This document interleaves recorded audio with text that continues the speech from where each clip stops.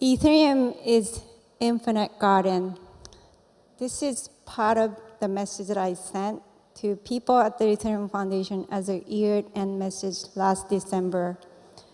The expression came to my mind when I felt the need of clarifying the image of Ethereum, what is special about Ethereum. It can be different for you, and it's meant to be open for anyone to define. But today, Ethereum's, as you know, growing very quickly, bigger. We felt like this like in 2017, but it's way faster than how it was back then. And I thought it was time to remember what this was all about, and I started with what this has been all about for myself. For me, it was never just about the technology. Yes, the technology is great, and Ethereum's technical architects have been incorporating all your ideas, what you want in a solution, and that is why Ethereum has a huge potential to make all your dreams come true. But I think what's most unique about this is how you and all of us have played in this infinite garden of Ethereum.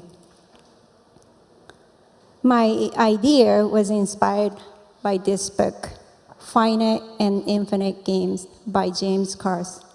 Unfortunately, we lost him last year. This book was recommended by our dear friend, Stuart Bland, when I joined the Ethereum Foundation, in the year that I joined the Ethereum Foundation.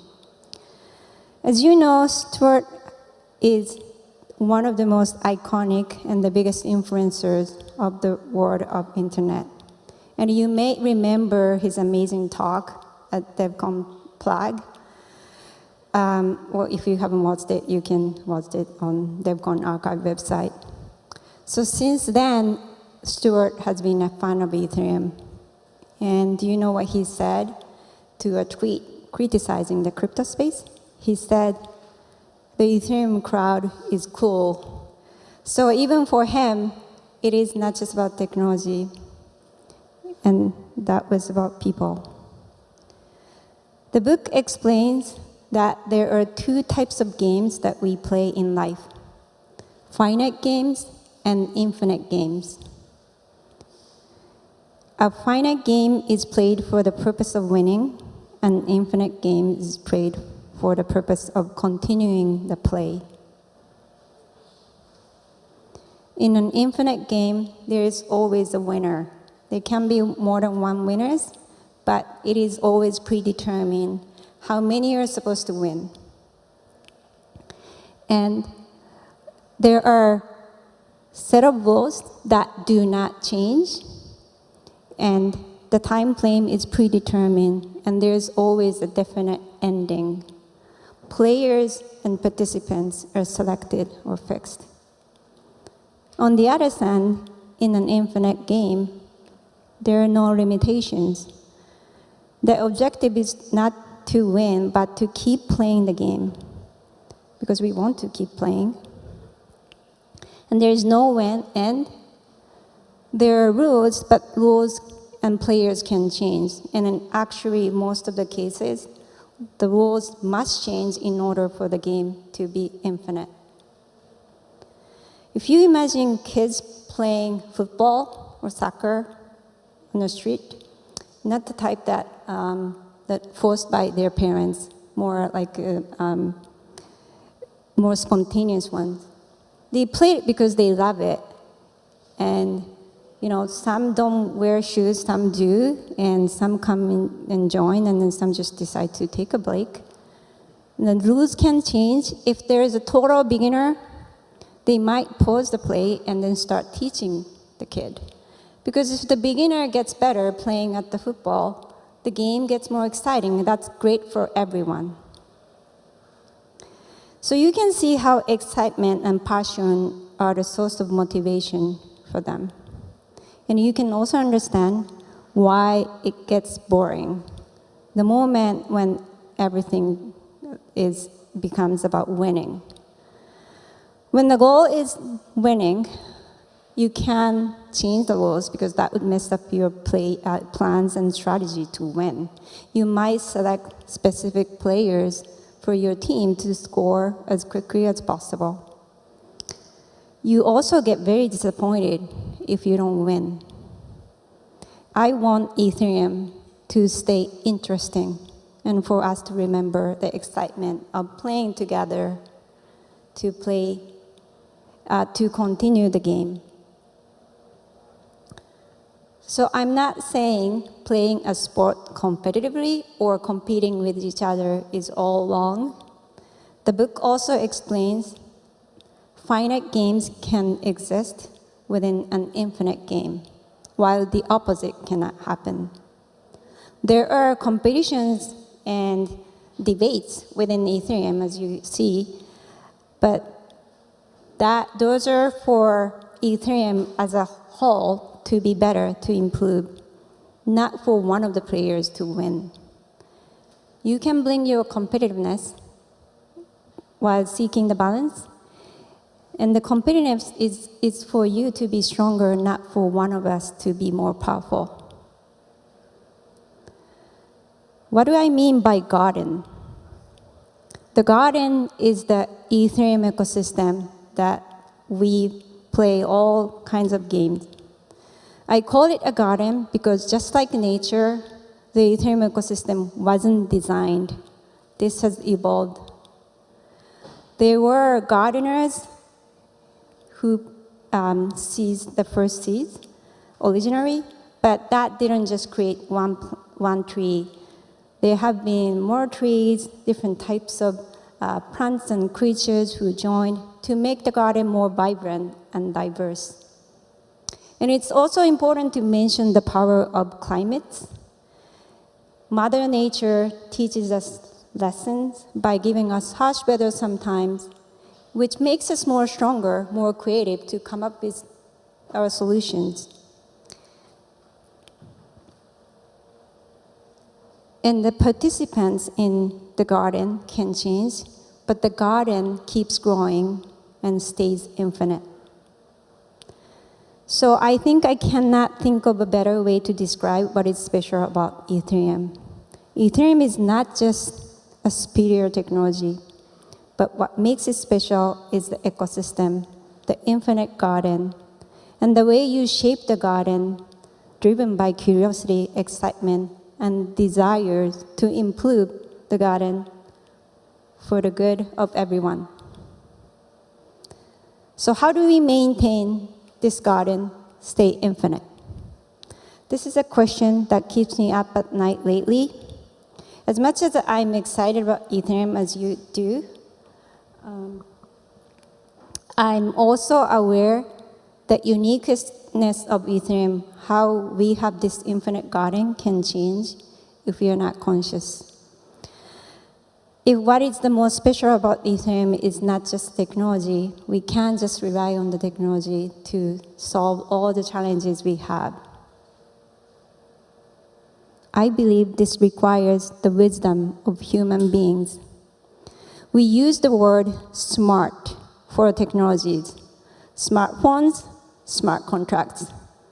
But notice that we don't use the word wise for technologies. That's because only humans can be wise. We need that wisdom to keep technology developing in the good, healthy direction, and that's how we can make even smart contracts wise.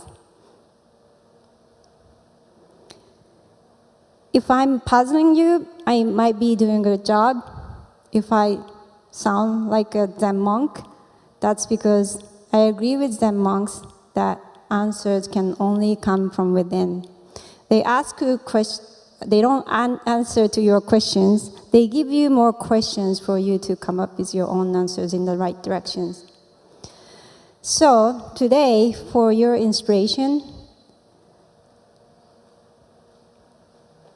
I want to introduce some people who I believe are showing how we can keep our garden infinite.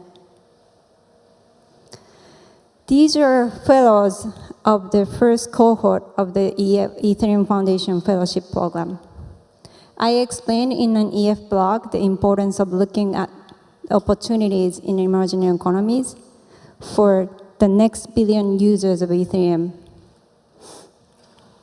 The experiments they are doing are all created by simply looking at how to improve the people's life around them.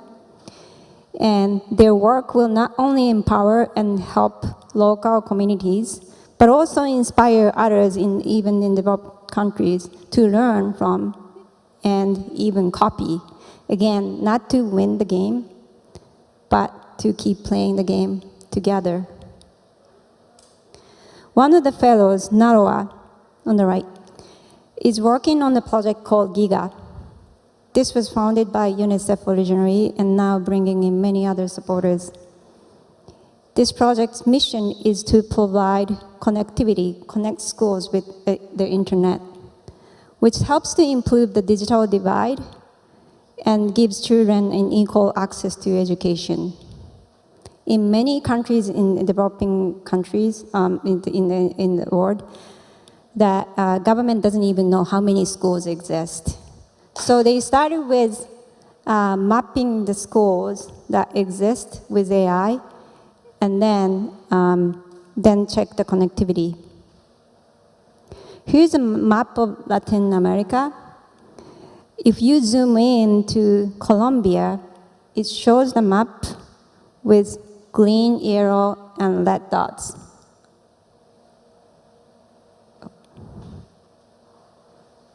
Green dots shows where the schools that are connected, and the yellow shows the spotty internet, and red means there's no internet. So why is it not easy for these schools to be connected? Other than the physical infrastructure issues in rural areas, there are always coordination issues, like coordination of governance, payments, and financing that actually block schools to be connected. This is where Ethereum can add values. I have great news. Today we have Naroa actually here, coming all the way from Mexico to join me on the stage. And I believe she is one of Ethereum gardeners working to bring internet connectivities to tens of thousands of schools, millions of kids, and their communities around. Using the power of Ethereum. Okay, yeah, let's sit down. Thanks. Wait, yeah. Thanks so much, Aya. Thanks so much for welcome, Naroa, to your first Ethereum event. Thank you. Thanks for inviting me here, and also for inviting me for becoming part of this garden and playing this infinite game. So thanks. This wasn't, to be honest, this wasn't easy to bring her up here because there's a lot of things we need to coordinate because she's from orange country and during the COVID. Okay, anyway, I want you to share first. Will you maybe first share how and why you decided to join the Giga team? And what is your role there? Yeah, thanks for that. I'm the technology lead for Giga, where I lead our data and technology work, including the blockchain work. And actually, I was already part of UNICEF's Office of Innovation when Giga started, and I was part of the team that started it. So rather than a decision, I would say that it was more of an organic transition, if that makes sense. I see. So, as I mentioned, right, in this talk, I explained where Ethereum can add values for coordination issues, for payments and governance, and also even financing. Can you elaborate and explain how that works, actually? Yeah, you are right. Giga is looking into how Ethereum and blockchain can add value through the entire initiative, and how can it help us create a system to efficiently deliver connectivity to communities, in particular remote and vulnerable communities. So within that context, I'd like to mention 3 things that we are working on. First of all, and as you showed in that map, we are building a live map of school connectivity, where we are able to see in real time whether a school is connected to the internet or not. And this data, recorded on a public blockchain, gives us a record that we can then use to create smart contracts, automate payments to providers based on their performance. So meaning that if a school is green in the map, it's connected to the internet, and therefore the payment to the provider would happen. Whereas if the school is red, we could hold payments until the school turns green again. This accounting platform helps us to make sure that the money that we're investing in connectivity is actually reaching every school. And it also helps us build other things on top of that. So the other example that I wanted to talk about is the giga connectivity credit. Similar to carbon credits, Giga is building an incentive system where providers and other tech companies would be incentivized to extend their networks to more difficult reach areas or places that might be most costly to reach. So basically, each school would be granted a credit based on how difficult it is to connect, and then providers, if they connect a school, then they would be able to collect the credits and redeem them for things such as tax exemptions and other incentives. And we are actually right now looking for companies to help us prototype this concept of connectivity token. We have a call for proposals open, so if there is anyone in this room that is working in this space and that might be interested, happy to discuss more later. And then finally, the other area of work that I wanted to mention are NFTs and rewards for things such as fundraising, increasing engagement, as well as creating value through activities such as crowdsourcing. And again, we have few ideas that we are planning to prototype and build over the next few months.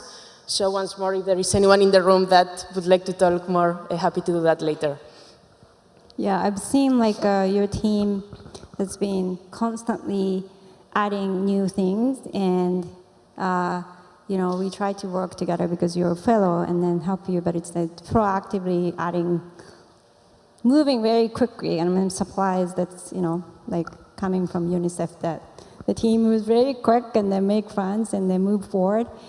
It's been amazing, yeah. So. Oh yeah, and then maybe you can explain, like I have participated in some of the meetings with governments in Africa, and this is also like was a new addition that you started exploring, like how to let them participate in ETH2 staking. Well, I shouldn't call it ETH2, but the staking. So how is that? Maybe you can explain, like describe how the conversation is going. Yeah, sure. So actually, one of the most exciting things, and probably also the most challenging things about this project, is that in order to do all the things that I was describing, we need to work very closely with governments. And that means that we need to work with them to both build local capacity and also to set up the right regulatory frameworks to help them be prepared for the future of the digital money and digital economy. And over there, the meeting that you were talking about, it's a good example. We are working with few African countries to stake ETH and use the rewards to pay for the ongoing school connectivity fees. And for that, I think it was last week.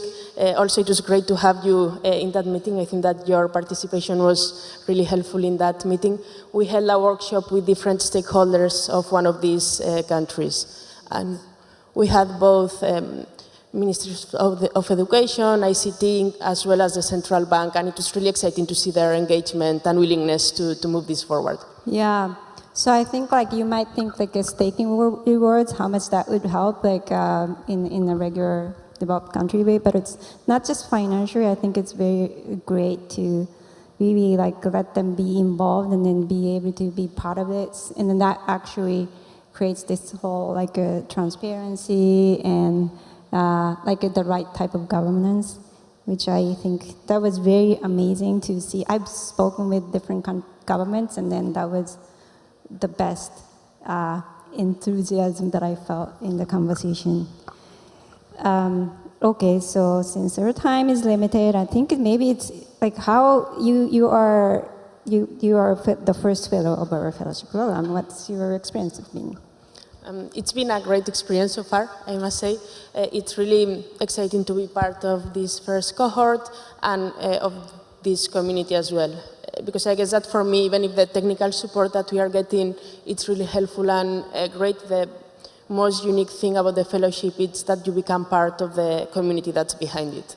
And that community includes both the other fellows as well as members of the broader Ethereum community. So that's really exciting and really, really great. Awesome, yeah.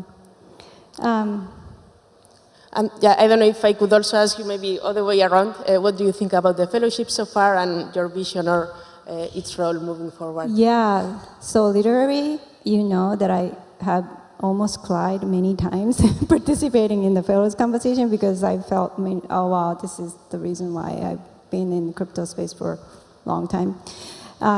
But thank you for asking. And maybe lastly, one more thing, because this is very important. I have to, because you came all the way here. You have requests and maybe questions to the community members. Maybe the list of things that you said, you're looking for experts in what types, and maybe you can share that so that people can come to you. Yeah, exactly. As I said earlier, lots of the work that we do it with collaborators. And one thing maybe that I didn't mention earlier is that everything that we build, it's open and it's open source so that different members, different groups can contribute, can also take the solutions that we build and adapt them. So if there is anyone in this room that is willing to collaborate with us, build something together, would love to hear more about you. Okay, thank you so much, and thank you again for joining us today Thanks. on the stage, and welcome. Thanks. Okay, I'm sure you have a lot more to talk about with her, and please come up to her. She's here for the rest of the event, and thank you very much for listening.